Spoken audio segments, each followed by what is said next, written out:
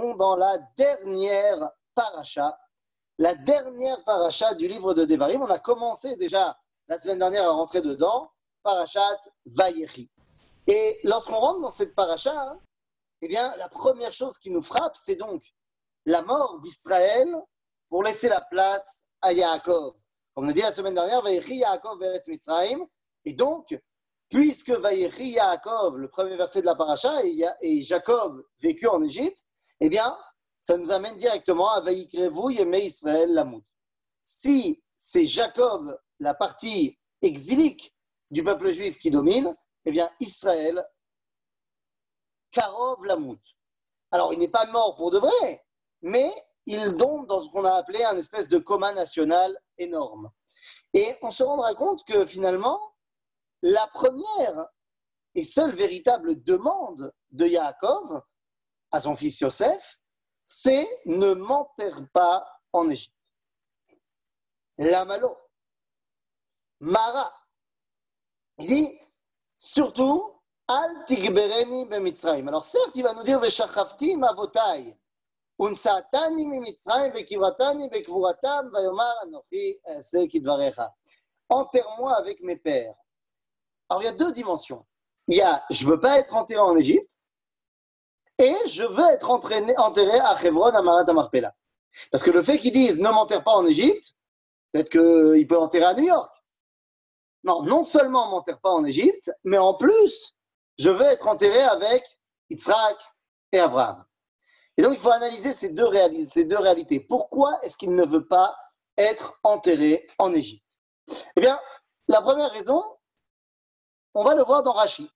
Rashi, en fait, va nous donner trois explications de pourquoi Yaakov ne veut pas être enterré en Égypte. Et les trois, évidemment, sont intimement liés. D'abord, il nous dit parce que, alors regardez, je lis Rashi. Rashi, donc, dans ce verset, nous dit Sofa liot afara kinim umarashim b'tachat gufi. Ça, c'est la première raison. C'est-à-dire qu'il dit que viendra un temps où la terre d'Égypte sera des poux et ça risque de gratter dans la momie. Donc, je ne veux pas être là-bas.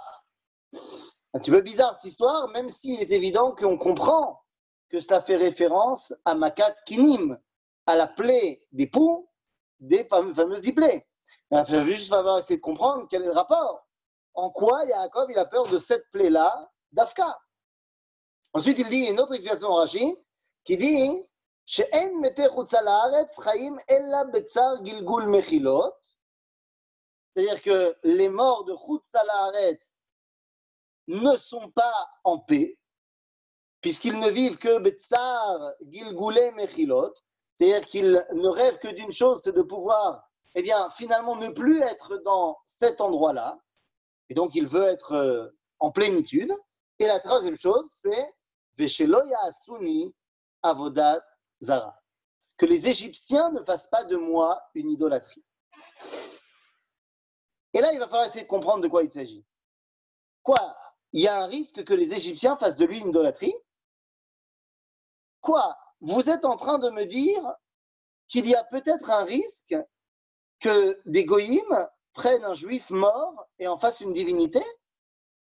C'est pas possible. C'est pas possible un truc comme ça. Ou alors c'est peut-être déjà arrivé dans l'histoire. Eh ouais. Aujourd'hui, il y a tous les jours 2 milliards d'êtres humains qui se prosternent devant un juif mort. Bah oui. Donc évidemment, il semblerait qu'il y a cette tendance qui est présente chez Umot HaOlam. Mais il va falloir essayer de comprendre pourquoi.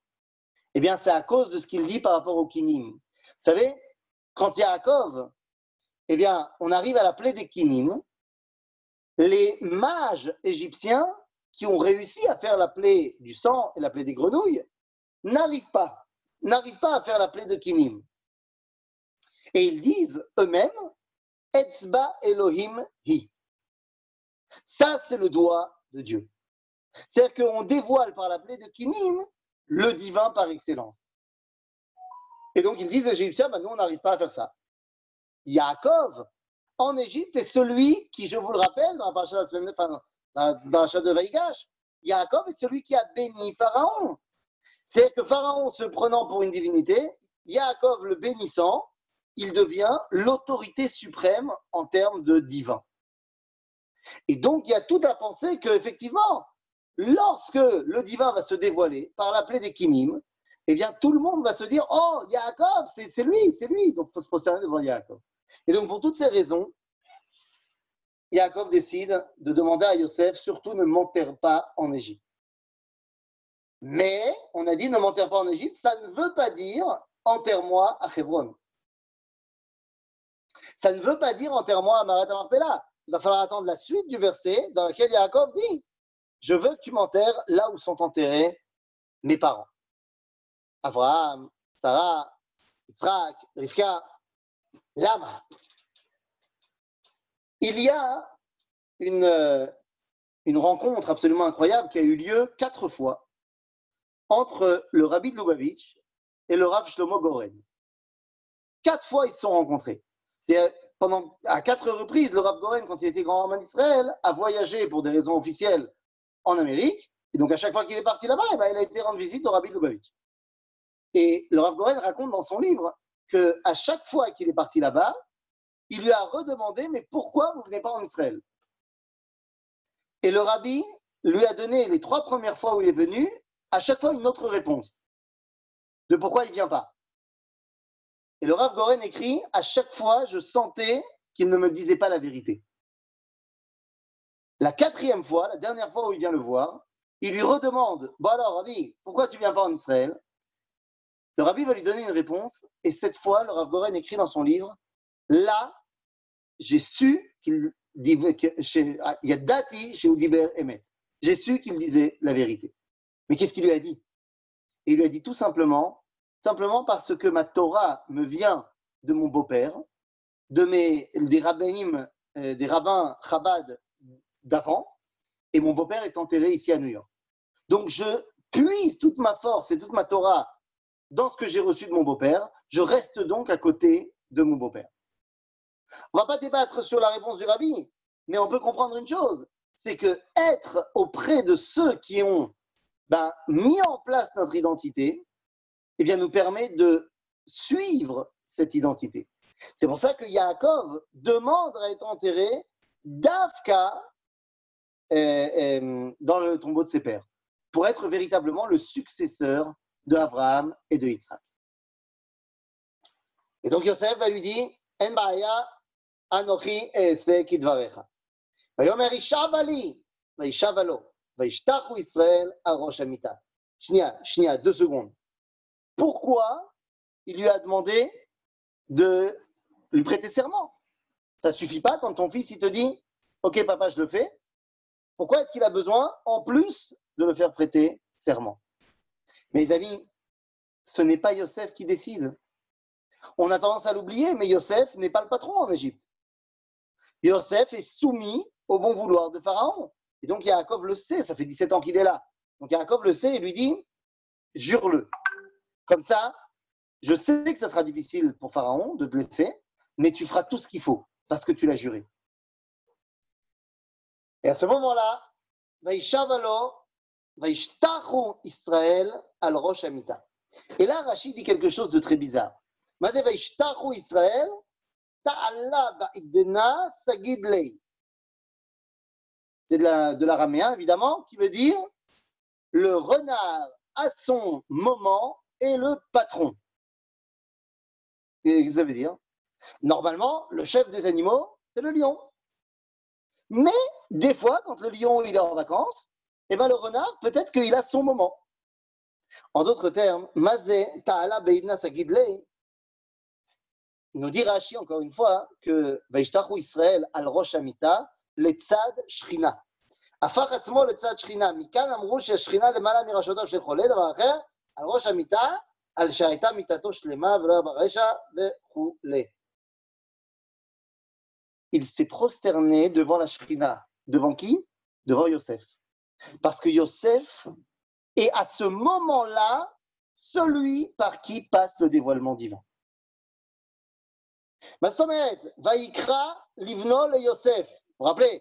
ויקרא לבנו ליוסף, רש"י avait dit là-bas, מי שיש בידו יכולת לעשות. Mais en vrai, à qui il devrait demander? À Dieu. Oui, mais sauf que maintenant, à ce moment-là de l'histoire, celui qui dévoile le dévoilement de Dieu, celui qui dévoile la volonté du Créateur, c'est Yosef. En d'autres termes, pour l'instant, il faut passer par Yosef. C'est une grande leçon. C'est-à-dire qu'évidemment, que Akadosh Baruch Hu memale kol haolam, mais il y a des intermédiaires qui sont nécessaires pour notre attachement à Akadosh Baruch Hu. En l'occurrence ici, Yosef. Une fois que cette histoire d'enterrement est réglée, eh bien, on peut se concentrer sur ce qui est vraiment à l'enjeu dans notre paracha. On vient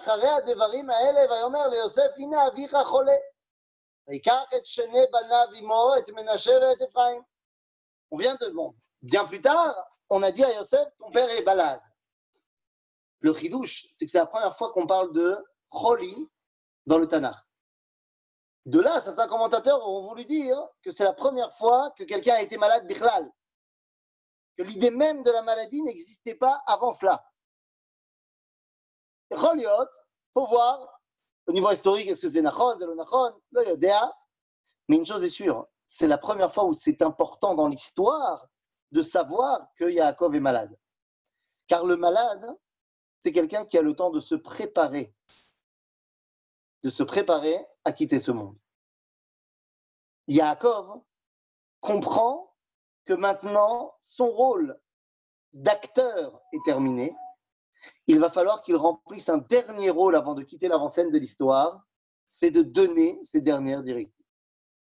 Yaakov, non pas en tant que Yaakov, mais bel et bien en tant qu'Israël. Il va falloir qu'il donne donc ses dernières directives. Alors, allons-y. Yosef arrive avec ses deux enfants, Ephraim ou Menaché, ou du moins Menaché et Ephraim. ויגד ליעקב ויאמר, ויאמר, הנה בנך יוסף, בא אליך ויתחזק ישראל וישב על המיטה. Yosef arrive, Israël revient. Et oui, parce qu'il comprend qu'à ce moment-là, donner la bracha à Ephraim et Menaché, ce n'est pas un rôle pour Yaakov, c'est le rôle pour l'avenir, c'est le rôle pour le futur, c'est donc le rôle d'Israël. ויאמר יעקב אל יוסף, אל שדי אנראה אליי בלוז בארץ כנען ויברך אותי. ויאמר אליי, הנני מפריך והרביתיך ונתתיך לקהל עמים, ונתתי את הארץ הזאת לזרעך אחריך אחוזת עולם. Bah oui, évidemment. Juste avant de partir, Yaakov nous remet en place l'alliance que Dieu a contractée avec nous, avec Abraham, avec Yitzhak et avec lui. Et au cas où on l'aurait oublié, puisqu'on était depuis 17 ans en Égypte, l'alliance porte sur deux points. Porte sur la descendance, qui liait le peuple juif, et Ménaché et Ephraïm en sont ici les représentants, mais elle porte aussi sur la terre d'Israël. Il ne faudrait pas que tu oublies, parce que tu es en Égypte et que tu es bien en Égypte, que la finalité, c'est d'hériter de la terre d'Israël. Et donc, nous dit ici, Ve'ata, שני בניך הנולדים לך בארץ מצרים עד בואי אליך מצרימה לי הם אפרים ומנשה כי ראובן ושמעון יהיו לי. Sache que tes enfants, Ephraim et Menaché, c'est Chéli. Qui Réhouven et Shimon Yehouli. Ça veut dire quoi? Ça veut dire qu'ils seront deux tribus parmi les 12 tribus. Emlo Shelcha Em Chéli. Si tu as après des enfants, c'est les tiens. T'en fais ce que tu veux. Concrètement, si tu as après des enfants, ils seront répartis entre les tribus de Menaché et Ephraim. Mais Menaché et Ephraim, qui Réhouven et Shimon Yehouli. ואני, סליחה, ומולדתך אשר הולדת אחריהם, לך יהיו, על שם אחיהם יקראו בנחלתם. זה je viens de vous expliquer. ואני בבואי מפדן, מתה עליי רחל בארץ כנען בדרך, בעוד כברת דרך לבוא אפרתה. ויקברה שם בדרך אפרת היא בית לחם. Pourquoi est-ce qu'il a besoin de rappeler que Rachel est morte en chemin et qu'il l'a enterrée là-bas? Il vient de demander à Yosef de lui l'enterrer à Hebron. Donc tu comprends évidemment comment ça se passe. Yosef il dit et maman, tu l'as pas enterré à Hebron que je sache. Nachon. Tu l'as pas dit Yosef, mais je sais que tu le pensais. Et c'est pour ça que je te dis, si maman elle est bekivrat derer, c'est parce qu'elle a un rôle à jouer là-bas. Quel est ce rôle? Rachel mevaka al banea. Rachel va accompagner les Bnei Israël qui partent en exil sur le chemin de Babylone et va les raccompagner lorsque Veshavu Banim Likvulam. Il faut donc qu'elle soit sur le chemin du nord, par là que les Bnei Israël vont partir en exil. Mais attention, c'est où Kever Rachel? Bonne question. C'est où Kever Rachel? Est-ce que c'est là où nous on dit que c'est Kever Rachel? Le Ramban, dans son commentaire de la Torah, il a écrit un commentaire de la Torah, pas dans la paracha de Vaïri, mais dans la paracha où Rachel meurt, eh bien, va nous dire, d'après sa compréhension des versets, que l'endroit où est enterré Rachel, Zélo Bekever Rachel, c'est beaucoup plus au nord, c'est dans la tribu de Binyamin. C'est Kivrater Lavo Ephrata, au nord, pas dans le Gush Etzion. Enfin, au nord, je m'entends, hein, plus ou moins à côté de Ramallah. Voilà comment le Ramban comprend les versets. Plus tard, dans plein de péripéties, le Ramban va finalement arriver en Israël. Lorsqu'il arrive en Israël, il demande aux Juifs qu'il rencontre de l'amener à la tombe de Rachel. Et il l'amène là où nous on va. Et à ce moment-là, le Ramban écrit dans ses Kitvei à Ramban, certes, d'après ma réflexion et ma compréhension du texte, Rachel est enterrée plus au nord. Mais la tradition juive veut que Rachel soit enterrée ici, là où nous on va aujourd'hui. Ça veut dire qu'il ne fait aucun doute que Rachel est enterrée là où nous on va aujourd'hui. Car il n'y a rien de plus fort dans le judaïsme que la tradition. Et la tradition est beaucoup plus forte que l'étude. C'est pourquoi, lorsque vous avez une grande question de halakha, la première personne à qui vous devez demander, avant de demander au rabbin, c'est de demander à vos grands-parents. Qu'est-ce que les grands-parents faisaient dans ce cas-là? 99,99999% des cas, c'est ça la halakha. Pour la simple raison que ce qui se transmet de génération en génération est beaucoup plus fort que n'importe quel livre qui pourrait être écrit par n'importe quel rabbin. Donc, une fois qu'on a dit cela, alors c'est parti. Vayar Israël et Bnei Yosef, Vayomer, mi ele. Quoi? Pardon? Vayar Israël et Bnei Yosef, Vayomer, mi ele. Israël a vu les enfants de Yosef, il a dit, c'est qui cela? Pardon? Ça fait 17 ans que tu es à côté d'eux? Le Midrash, il dit que Ephraim, il étudiait tous les jours chez Yaakov. Quoi, tu les connais pas? Mazem mi ele. Qu'est-ce que ça veut dire? La question n'est pas pour Yaakov, Rabotai. La question est pour Yosef. Yosef, est-ce que tu te rends compte de qui sont tes enfants?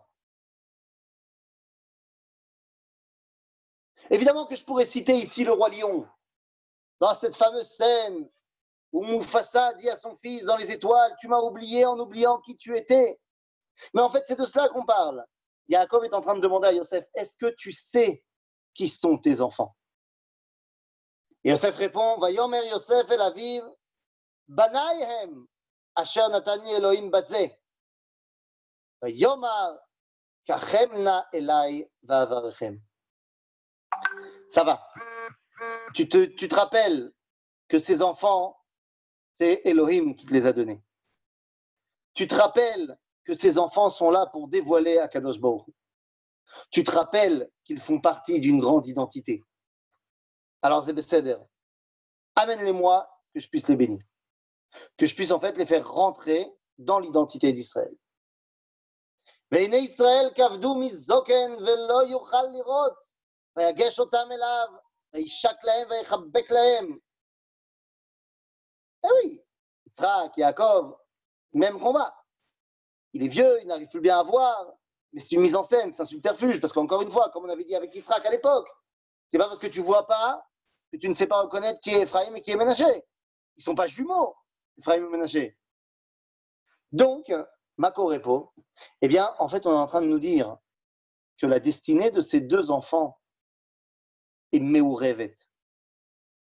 il y a chez les deux une dimension équivalente. On va voir de quelle dimension il s'agit.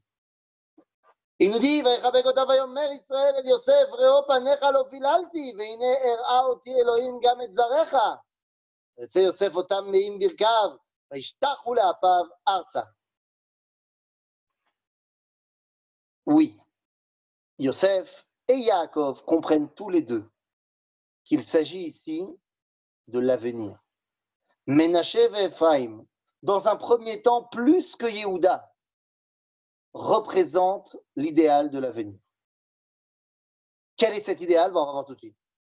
ויקח יוסף את שניהם, את אפרים בימינו, משמאל ישראל, ואת מנשה משמאלו, מימין ישראל, ויגש אליו. Ben oui, Yosef place Ménaché le Béchor à sa gauche, pour qu'il soit à la droite de Yaakov, d'Israël, et Ephraim, il le place à sa droite pour qu'il soit à la gauche de Israël. Eh oui. Et là, vous connaissez le texte. ישלח ישראל את ימינו ויעשת על ראש אפרים והוא הצעיר, ואת שמאלו על ראש מנשה, סיכל את ידיו כי מנשה הבכור. Il a refait le coup. Il a refait le coup de préférer le plus jeune au Béchor. Pas compris. Il n'a rien compris, Yaakov. Il ne se rappelle pas de tout ce que ça a amené qu'il préfère Yosef plus que Yehuda ou plus que Rouven. Et il recommence. Sikel et Yadav. Là, Mamakara. Ah, évidemment, on va יברך ויברך יוסף, ויאמר האלוהים אשר התהלכו אבותיי לפניו, אברהם ויצחק, והאלוהים הרואה אותי סליחה ועודי עד היום הזה, המלאך הגואל אותי מכל רע, יברך את הנערים, ויקרא בהם שמי ושם אבותיי, אברהם ויצחק, ויגעו לרוב בקרב הארץ. Vous vous rappelez que dans ce qu'on a appris au Gan, on connaît tous l'histoire de comme ça, et on sait tous que Yosef il lui a dit, c'est pas comme ça qu'il faut faire, et Yaakov lui a dit, t'inquiète. Et après, il lui a fait la bracha. Seulement, c'est pas ce qui s'est passé. Il a fait comme ça, il a fait la bracha, et c'est seulement après que Yosef va intervenir. La bracha, il l'a fait tout à fait en conscience, et Yosef est tout à fait conscient, lui aussi, que son père doit savoir ce qu'il fait. Et c'est quoi cette bracha? C'est pas chouette. Amalach hagoel oti mikol ra, le malach avec qui il s'est battu, et ainsi de suite. Ou yevarech et hane'arim ve'yikare b'hem shemi. C'est-à-dire qu'eux aussi s'appelleront Israël. Ve'yidgou larov bekerev haaretz. Et ils rempliront la terre d'Israël. Vous voyez, on est toujours dans le même, dans la même dynamique. Réaliser les deux promesses que Dieu a faites au patriarche. À ce moment-là, וירא יוסף כי ישית אביו את יד ימינו על ראש אפרים, וירא בעיניו, ויתמוך יד אביו להסיר אותה מעל ראש אפרים, על ראש מנשה. ואומר יוסף אל אביו, לא כן אבי, כי זה הבכור, שים נא ימינך על ראשו. וימאן אביו, ויאמר ידעתי בני ידעתי, גם הוא יהיה לעם, וגם הוא יגדל, ואולם אחיו הקטון יגדל ממנו, וזרעו יהיה מלוא הגויים. Qu'est-ce que c'est que cette histoire? Qu'est-ce que c'est que cette histoire? Je sais, mon fils, les deux seront des grands, mais lui, il sera plus grand que lui. Rashi ne nous aide pas, puisque Rashi nous dit, ah bah oui, c'est quoi cette histoire? De Ménaché va sortir Gidon, de Ephraim va sortir Yehoshua. Et Yehoshua est plus grand que Gidon. On fait des tacharouyot maintenant. On fait des compétitions de qui est le plus grand. Qu'est-ce que c'est que cette histoire? Et cette histoire, c'est pas shoot meod. Gidon, qu'est-ce qu'il a fait? Qu'est-ce qu'il a fait? Eh bien, Gidon, il a sauvé le peuple juif qui était soumis à Midian. Gidon s'est battu et a ramené l'indépendance à Israël. Fait meod. Qu'est-ce qu'il a fait Yehoshua? Pareil. Il s'est battu, il nous a fait conquérir la terre d'Israël. Todavar. Ken. Aval Yehoshua, il a un autre truc. C'est quoi? Moshe kibel Torah misinaï umsara le Yoshua. C'est-à-dire que Yoshua, en plus d'être celui qui nous donne la terre d'Israël, il nous donne également la Torah. Là où Gidon ne fêtait que Yom HaAtzmaut, Yoshua, il fête Yom Yerushalayim. Il fête la conquête du pays avec la Torah derrière. Et en cela, eh bien, Yoshua devient plus grand que Gidon. Et c'est pour ça que Yaakov lui dit, je sais, les deux, ils méritent. Les deux, ils sont au top. Mais il y en a un qui est comme Arishona, et il y en a un qui est l'idéal. Entre Gidon et Yoshua, c'est Yoshua qui prime. Et rebelot bracha, il est ויברכם ביום ההוא לאמור, בך יברך ישראל לאמור, ישמך אלוהים כאפרים וכמנשה, וישם את אפרים לפני מנשה. De là vient le minhag de tous les papas d'Israël de bénir leurs enfants en disant Yesimcha Elohim ke'Ephraim u'chimnaché. C'est-à-dire, qu'est-ce que ça veut dire quand on dit ça? Eh bien, on veut que nos enfants soient ceux qui nous donnent la terre d'Israël et la Torah.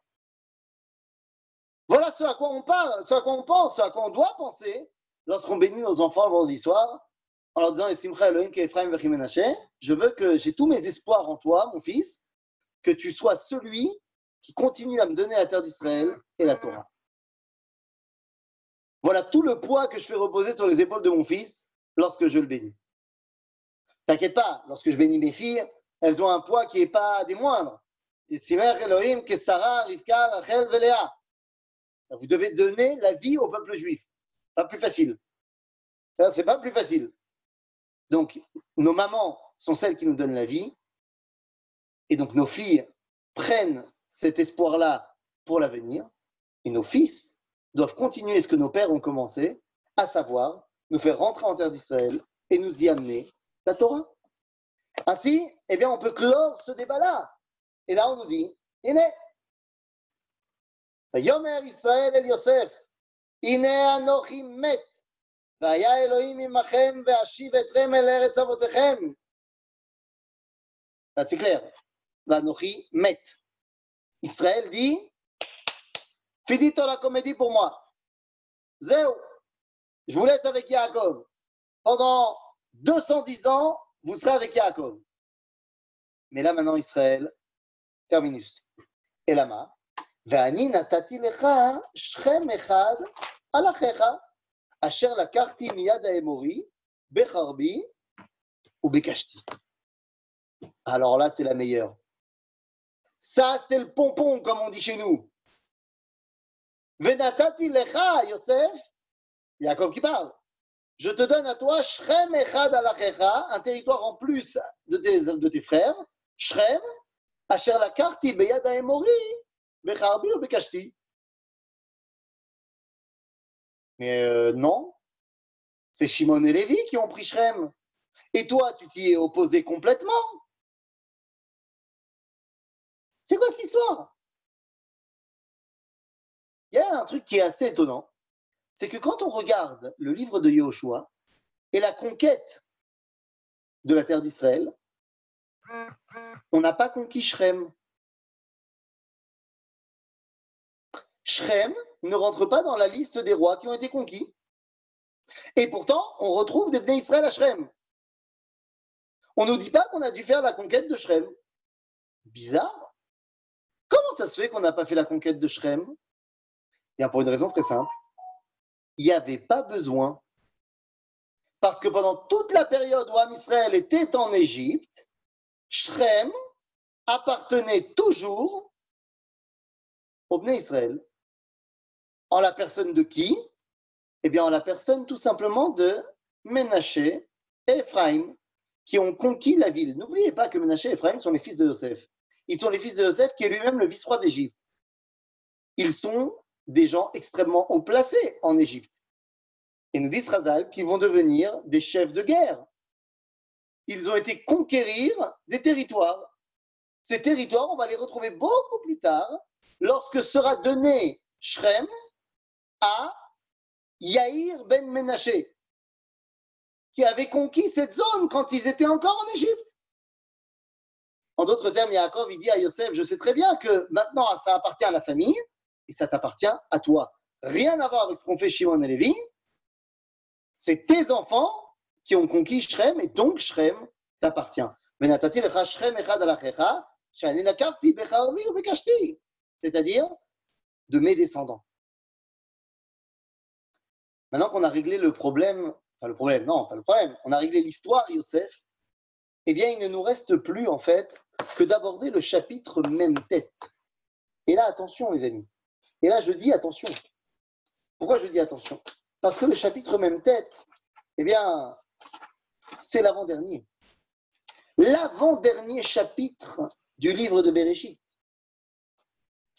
Ce chapitre même tête va avoir un rôle.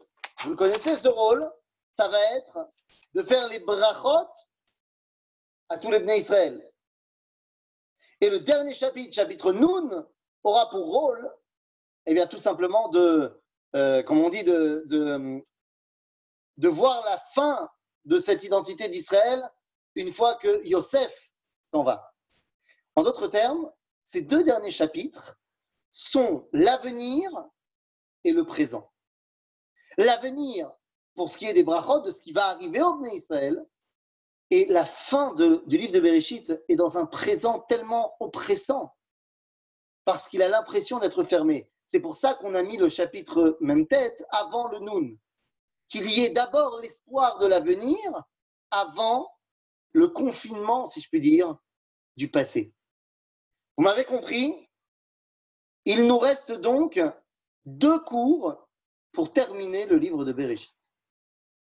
Et comme je l'ai dit ultérieurement, eh bien, j'aimerais vraiment que le dernier cours de Bereshit se refasse en chair et en os avec vous tous, évidemment, mais particulièrement ceux qui ont été présents depuis le début de notre étude, il y a de cela 2 ans.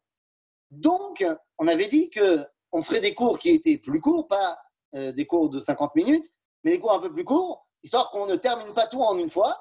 Et effectivement, je ne sais pas, je pense que la communauté de Emouna, comme toutes les communautés, sont en train de réouvrir petit à petit les synagogues.